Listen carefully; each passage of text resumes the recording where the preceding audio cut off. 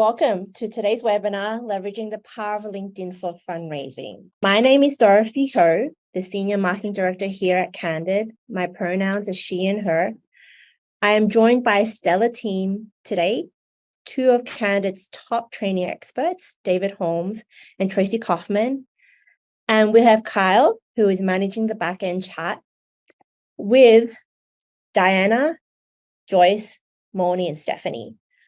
There are over 2,000 of you registered for this webinar today. So we have a team of experts on hand to help you with any questions, but please bear with them because there's a lot of you and there's only really 4 of them. So to some of you, Candid might sound familiar, or you may have heard of Foundation Center and GuideStar. Well, in 2019, we came together to form Candid. For those who don't know who Candid is, we're actually a nonprofit. We are a data and tech infrastructure nonprofit.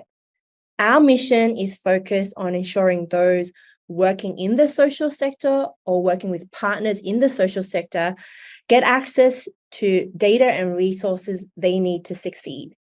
And for nonprofits, this is flat out funding. As a nonprofit ourselves, we know that fundraising is a very important activity.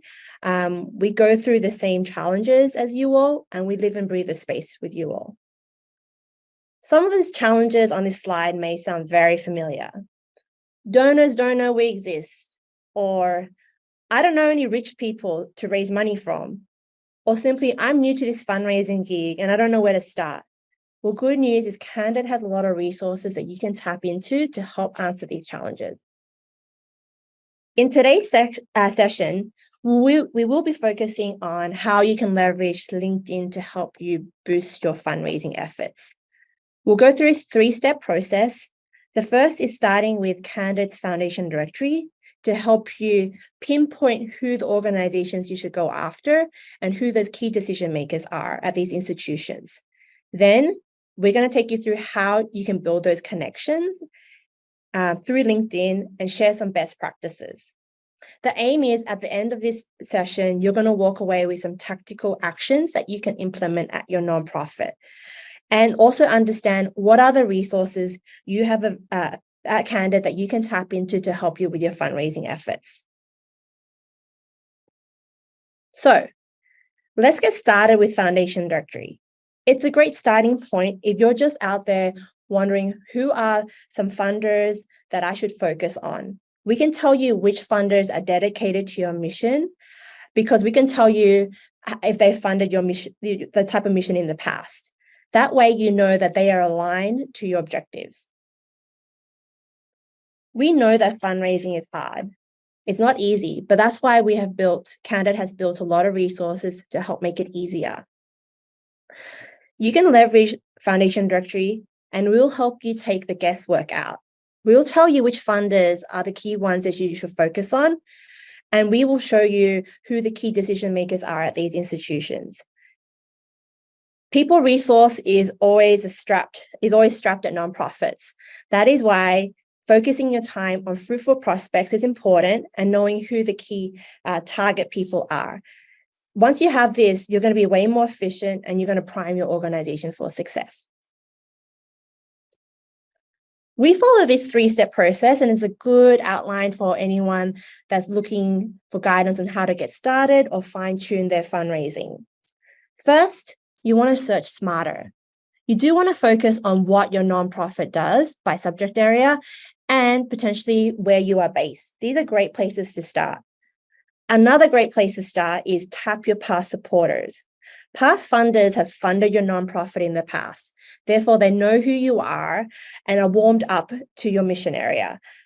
And therefore, there's no reason why they shouldn't fund you in the future. The good news is, if you connect your EIN to Foundation Directory, we will tell you who your past supporters are, so you don't have to look. Next is you're going to want to build better prospect lists. We know people resources is a hot commodity at any nonprofit, so you're going to want to focus your time.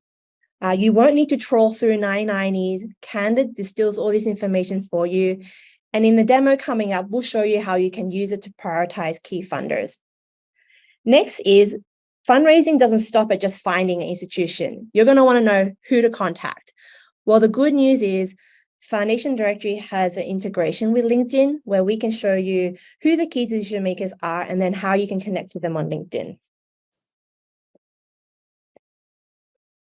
So let's walk through how to build a robust prospect list. This is where I'm going to pass it on to Dave now, who will introduce himself and he'll walk you through how you build a robust prospect list in Foundation Directory. Thanks, Dorothy. Hi, I am Dave Holmes. I'm Educational Programming Manager at Candid. I'm joined also with Tracy Kaufman, who is also an Educational Programming Manager at Candid. So the two of us are going to show you how to use Foundation Directory. And if you've never used it before, this will give you a little kind of introduction to it.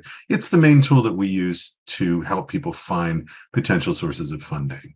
And it's really meant to be as easy as possible to use. It's meant to, like, when you see this, if you go to one of our Candid community partners, or if you subscribe to it and you see this interface, you should know that you can just type in whatever it is that you are looking to find. That's a good way to start. So this is the interface, and I'm just going to type in, I'm going to imagine that I have an after school program that's in Virginia and it works with kids, and I'm looking for as much funding as I can find. So I don't have to do anything really special. I'm just going to type in words that describe that. So after school sports and teens and Virginia, let's do Richmond, Virginia. But it can be anything just to get yourself started, especially if you've never done this before. This is the blank, and I'm just going to fill it in and hit find funders.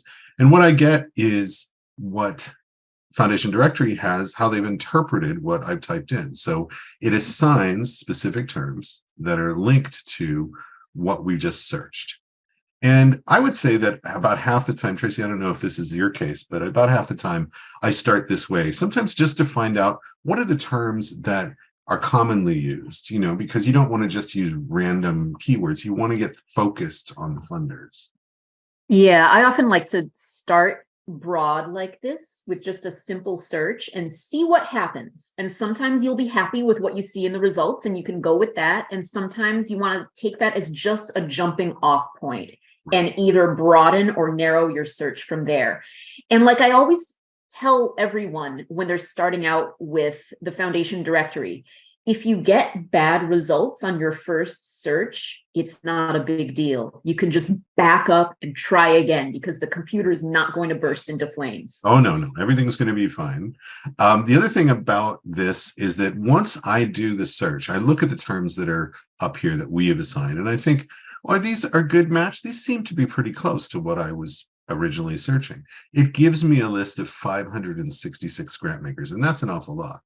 But what I can do to narrow it down is to go into the advanced search and filters and then go in here and decide, well, do I really want to be this broad? Is it all of these terms that describe what we do? Maybe I want to add some other limiters.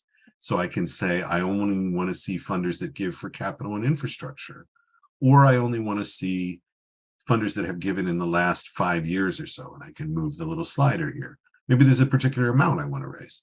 All of these things are ways that you can limit that list, so you don't have to look at all 566. Down here is the list of the different results, and I am doing this kind of quickly. I should say, if you want to learn this in depth, we have an Intro to Foundation Directory class that you can take. We also have quite a number of tutorials in the Foundation Directory site. But this gives me a list of funders, and you can see the first list here is just the first 5.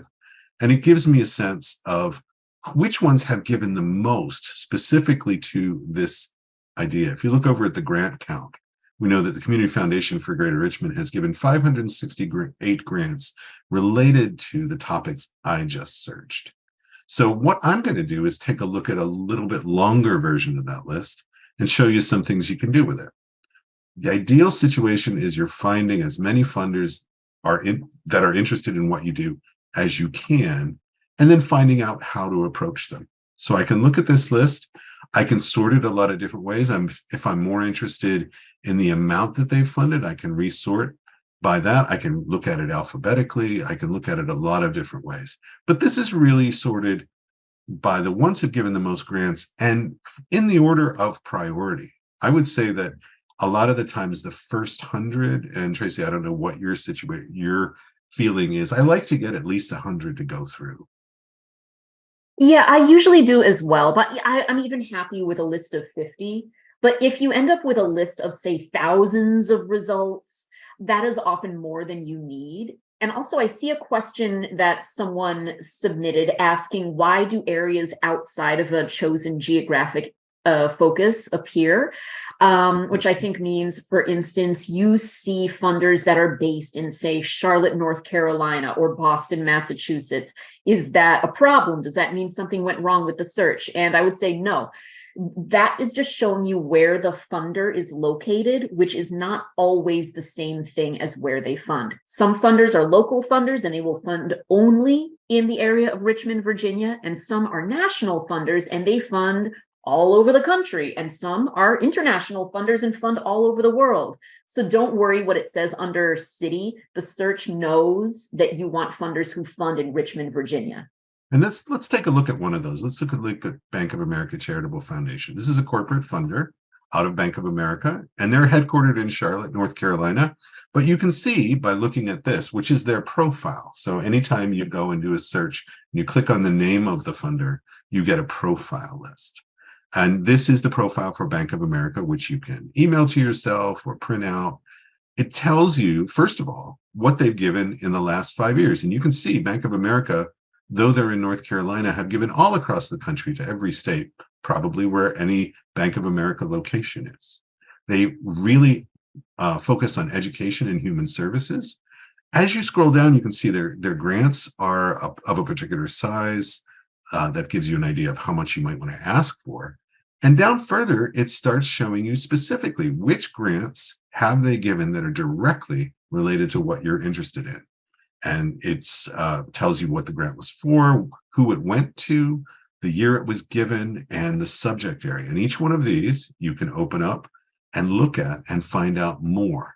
All of this is ammunition. All of this is, when I'm going to try and decide who I'm going to approach, I want to find funders that have given to organizations like mine, that have given the kind of money, the money that's used for the things that I need it to be used for. That's what you're using this to research.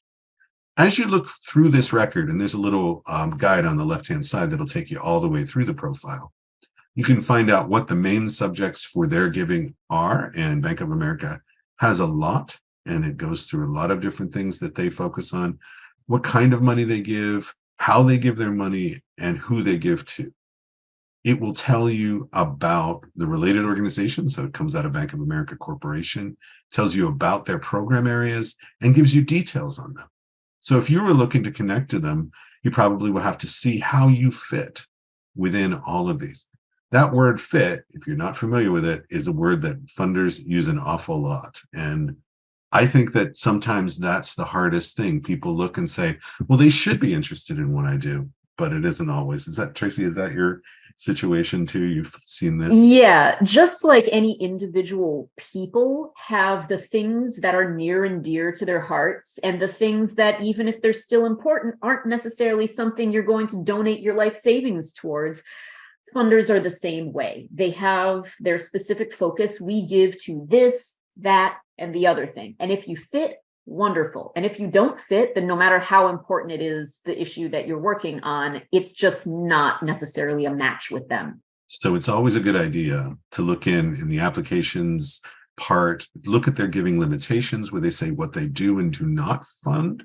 You can see they give where Bank of America has a presence. So if you don't have a Bank of America around you, you probably wouldn't approach them. If you want to learn more about their financials, you can do that. And there's a lot of information about who's who with the organization. And I'm going to let Dorothy talk a little bit more about this in just a little bit, because the LinkedIn connections are ways to get into these funders. You're always looking for a way to make a connection. You can find out how they communicate. You can go down to the very bottom of this, get a telephone number and a website and who the main contact is. But if you've done foundation fundraising and you know that it is relationship-based, like any fundraising is, you know that you have to find as many connections as possible. And we're going to talk about how LinkedIn really helps that in the next section here. But remember that for all of these funders, you will have a profile that you can take a look at. You can save. If you say, well, this isn't really a good one, you can go back to your list and think about some of the other funders that you might approach. There are federal funders, community foundations, private foundations, charities that give money away. And as Dorothy was saying, they get added to all the time. Tracy and Dorothy, is there anything I should mention before I finish up with this section? I would add one more thing, because I saw multiple people submitted questions in the Q&A about how do I filter out funders who are not taking unsolicited applications. First of all, yes, that is something you can do. You can filter out people who are not taking unsolicited applications. When you're in your list of grantmaker results, there will be a box that you can check that says, see, exclude grantmakers not accepting applications. So number one, you can do that. However, I would not get overly committed to restricting your list that much, because there are quite a few funders who are not taking unsolicited applications, quite a lot. A lot of them are small family foundations in many cases that have a lot of reasons why they don't have the capacity to take many, many unsolicited applications. However, all of those foundations are still bound by the same regulations as any foundation. They're all required to give out roughly 5% of their assets each year. So if they're not giving to you, they're giving to someone else. So it doesn't mean you can't apply to those funders who aren't taking unsolicited applications. It means you have to get in the door first and network your way in first, which I think is a very good segue. I think that's a perfect segue. I was going to say, so I'm going to stop sharing my screen, but you can find out lots more about the foundation directory if you want. We'll make sure that you get in the follow-up information on where to locate it. Thanks, Tracy and Dave. And that's great that you mentioned that, because we actually did some analysis last year, and I can tell you that out of the total funding, open RFPs equate for less than 1%. So therefore, if you're only looking for funders with that checkbox, you're limiting yourself to less than 1% of the funding opportunities out there. So I'm going to take you through some hints and tips of how you can bypass that. So now you have a list of funders you want to target. That's awesome. As Tracy and Dave mentioned, the next step is building that connection and networking. And as Tracy mentioned, this is where you have to be resourceful as a nonprofit. But being resourceful as a nonprofit is not a trait that I need to preach. It's pretty much a mandatory skill set for anyone working in the social sector. This is pretty much fact. So Dave showed you a grantmaker profile. Here's an example of another one, Bill and Melinda Gates. If you see a little LinkedIn icon at the top of that org, you will know that this organization also has a LinkedIn profile. Simply click on that icon, make sure you're logged into your own LinkedIn account, and that profile, their LinkedIn profile will open up. And this is a great way to see how you might be connected to this organization. It could be someone that you used to work with. That's great. Definitely tap them for that introduction. It could be someone you currently work with. That's also great. These warm introductions are going to go much further than a cold outreach. It may be someone that went to your alumni. That's also great. You may not know them directly, but that alumni connection is a great conversation starter. Be resourceful, leverage what you have to try and make that connection. Another great tip is in your LinkedIn profile, make sure you're connected to your exec team, your board members, because they could be potentially the connection to this org and you should leverage them. Dave showed you in the example, the who's who section in the grantmaker profile. Here you'll see a list of people working at the organization that you're trying to target. Once you pinpoint the key decision makers that you're interested in focusing on, if there is a LinkedIn icon next to their name, you can open up their profile in your LinkedIn profile. This is a great integration that we have with Foundation Directory. Here are some examples. You can see that you might have a direct connection. That's great.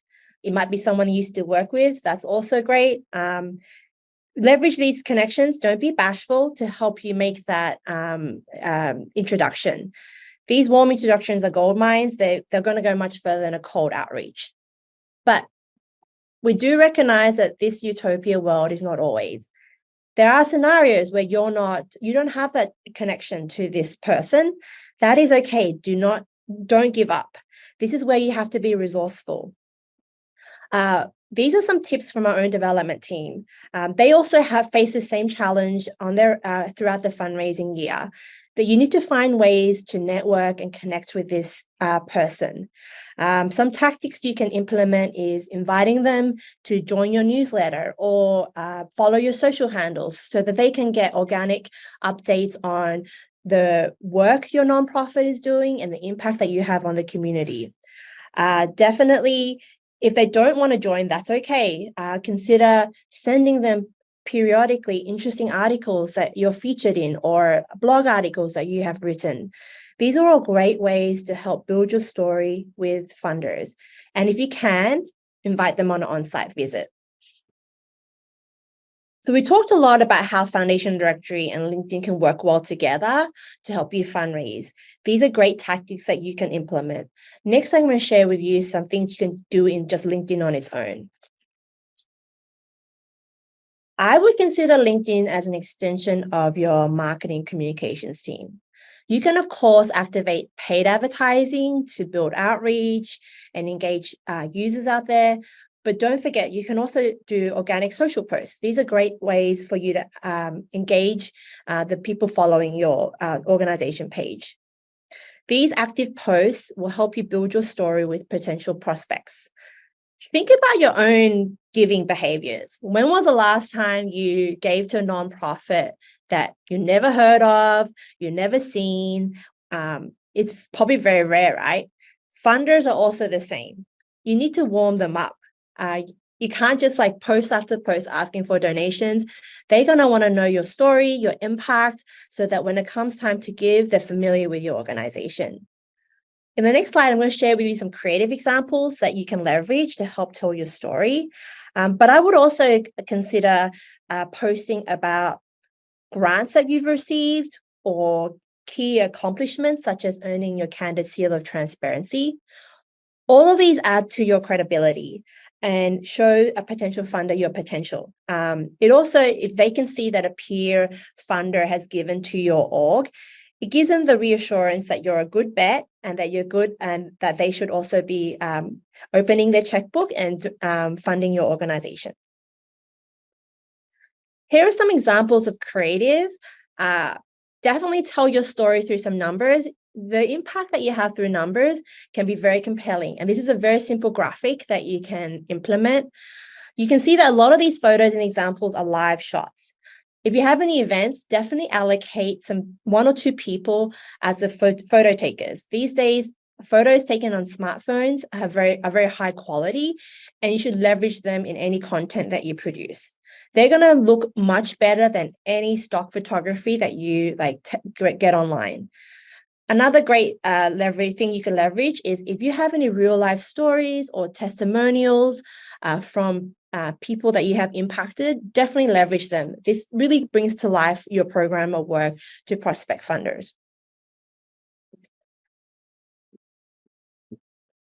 I spoke a little bit about how LinkedIn can be leveraged to help your fundraising. I only just covered some basics in my short time with you. I hope you gathered some key tactics that you can implement at your nonprofit. Next, I'm going to share with you some awesome resources that we have at Candid that you can also leverage to help you with your fundraising needs. First is I've seen some questions about where you can access Foundation Directory. Dave also mentioned it previously. You can buy a subscription for $50, and then you can access Foundation Directory at home or in your office and leverage functionalities such as saving your searches, favoriting your key foundations that you want to keep an eye on, or leveraging a workspace to manage your projects. However, we do understand you may not want to invest in Foundation Directory immediately. That is okay. We have over 1,000 partners in our network where you can go in to these library locations and access Foundation Directory Professional for free. That's right. You can go in and use it on your own. If you go to candid.org/find-us and type in a zip code, city or state, you'll find your nearest location. At Candid, we do understand a lot of nonprofits need and are seeking learning resources to help them get started or fine-tune their fundraising skills. And we believe training shouldn't be a barrier for fundraising success. That is why this year, Candid is now offering our training for free, all except our multi-day proposal writing bootcamp. So I invite you all to go to learning.candid.org to register for free and take any of our on-demand or live training, where you'll probably see Dave and Tracy presenting. I've also highlighted 2 resources that you might find helpful. We have a handy help guide that you can access anywhere. You don't need a subscription to help you get started with Foundation Directory. And here's an on-demand course that you can participate, which is Introduction to Finding Grants. But we have plenty more in our catalog that you can select from. So thank you for being with me today. I'm going to throw it over now to Kyle. If there are any questions that from the audience that you want to ask Dave or I or Tracy. Hi, yes, we have loads of questions. So thanks to everyone for submitting a question. We really wish we can get to them all, but if we can't, I'd just like to say you can send your questions over to customersuccess@candid.org. We really encourage you to send your questions to this team. They have dedicated members that are there to help you. So why don't we start with Dave? Sure. Here's a really great question for you. Is Foundation Directory helpful for new nonprofits who don't have a history of funders? Oh, yeah, absolutely. There's a lot of different ways you can search it. One of the best things about it is you can see the funders that are most likely to fund you, and you're not just trying to go randomly. You might know the most famous funder in your area, but that might not be the best one for you. It might not fit with what you do. There are funders out there that concentrate on school or concentrate on equestrian programs or whatever your program is. So you need to know who's out there that does it. And that's what Foundation Directory can do for you. It is always good to see about making connections. We try to publish a phone number if they publish a phone number, but if they don't, making those connections the way that Dorothy talked about using LinkedIn, it's a great way to introduce yourself. Maybe you won't get a grant from the best funder or the perfect funder the first time, but they need to know who you are. And that's how you find out who they are. Fantastic. Dorothy, I have a question for you from Paula. For funders who don't accept unsolicited applications, how do we break through this barrier? How do we get on their list to apply? How can we contact them and get the funder to know us? Yeah, great question. This is where you have to be resourceful. You need to try and make that connection. So I would definitely use LinkedIn, do your research about this person, find a common connection. It could be that you went to the same university, or you like belong to the same area, or you have a common interest. Finding the common interest is a great way to start building that connection. I would also look at the grant maker profile in Foundation Directory to see if there's any insights that you can pull out, because ultimately if you've done the research about the person and you like use some of these for the outreach, that person's more likely going to stop and read your message. If you just give them a very generic, hi, my name is, I'm looking for money, full stop, I will guess that that's probably not going to go very far. Think about your own experiences in your working life. You're probably being tapped from people trying to sell you things, and what are the messages that stop you and get you to read? That's the type of tactics that I would use when you're reaching out to a funder that says that they're not accepting unsolicited funding applications. But we know from the statistics that they're still giving. 99% of them still give. So don't let that be the thing that stops you. That's great. I was actually going to tee up another question along those lines from Tierney. They were asking, can Candid search filter out funders who do not accept unsolicited applications? And is this something that you would recommend? I'll let Tracy answer that. She did. Yeah. So I did mention earlier, yes, you can filter out those who are not accepting applications after you run a search, and it gives you a list of grantmaker results. If you click to see the full list of grantmaker results, it will bring up a checkbox that will say something like exclude grantmakers not accepting applications. However, you will probably notice if you do that, that your list of potential funders will shrink substantially. So on the one hand, yes, you will have just the funders who are open to applications. Great. But those funders are not necessarily better funders for you, because like I said before, and like Dorothy said, like these funders are still beholden to the rules of the IRS. They have to give out money every year. The reasons why they're not taking unsolicited applications are often things like they're a small family foundation with a very small staff, or sometimes no staff at all. They're not necessarily as big as the Ford Foundation, which has capacity to accept thousands of applications every year. But even if someone is not taking unsolicited applications, there's no rule that says you can't call these people on the phone.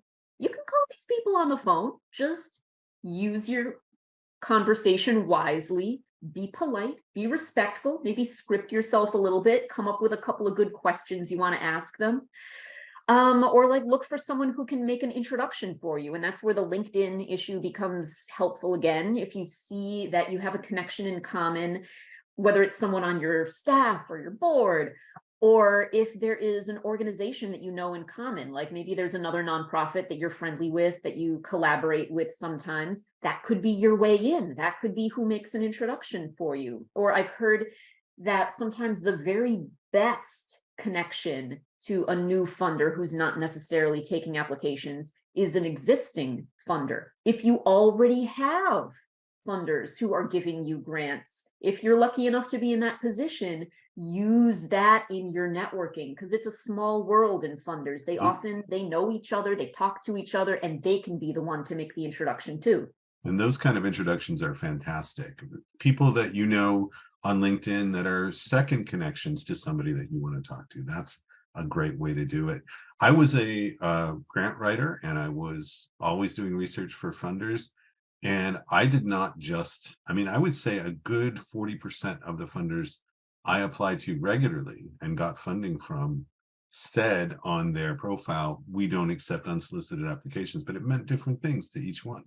So you really don't know until you start trying to make connections. So do that. Awesome. Thanks for all those tips for relationship building. Really great. I have another question. Maybe Dave, you can answer this one. Does Foundation Directory show how frequently a funder gives to new organizations versus the same organizations each year? It's a good idea to look at the history of the giving of the funder, because there are some funds that are very small. Oftentimes they give to 2 or 3 organizations regularly, and that's how they do their giving, and it's just set in stone that way.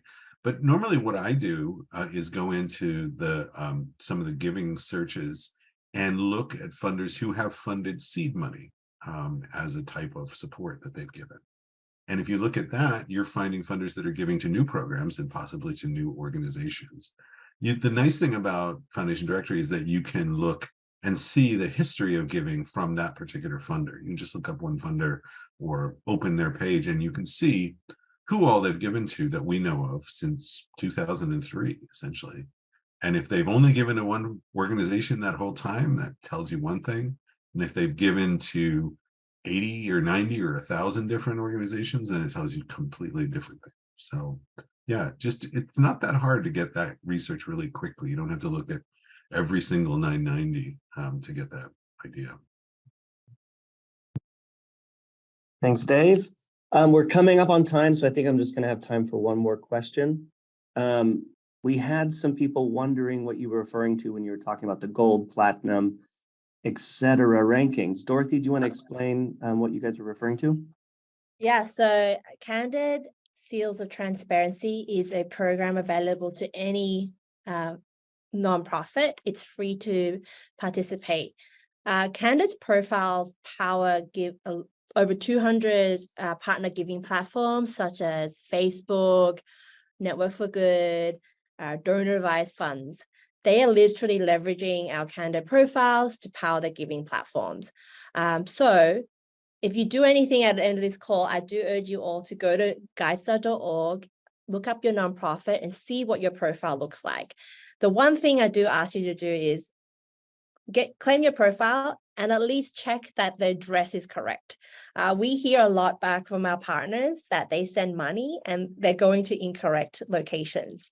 So that really is painful because ultimately we want the funding going to you all as quickly and as efficiently as possible. Once you claim your profile, you can fill in the information, you can start earning Candid Seals of Transparency. Starts with bronze, goes all the way to platinum. These show funders, how updated your profile is, and it's a great way to show your achievements. Once you earn your seal, your first seal, which is bronze, you can actually unlock a lot of benefits, such as you'll be eligible for Apple Pay for donations. You'll also be able to access a link that's unique to you that you can share to any of your funders or donors, and they can get unlimited access to your profile, plus many other benefits. But ultimately, you want to use this profile to showcase the work you do and the impact that you have in the community. And it's a free program that's any nonprofit can participate in. If you have any more questions with that, we do have a page, which I'll ask one of my colleagues to drop into the chat, that you can look up more information about how to earn your first seal of transparency. So we're coming up to time. I want to thank everyone. Stop sharing. Let me just... I want to thank everyone for joining me today. It was great to have you all on this webinar. I want to thank my colleagues who participated with me. Without you, we couldn't have done this. So as we mentioned, there is a follow-up email with the recording coming out soon. But if you have any other questions, there is a little chat box at the bottom of Foundation Directory. Please utilize that. That's actually a real person. Chat with someone from our team. It's not a robot.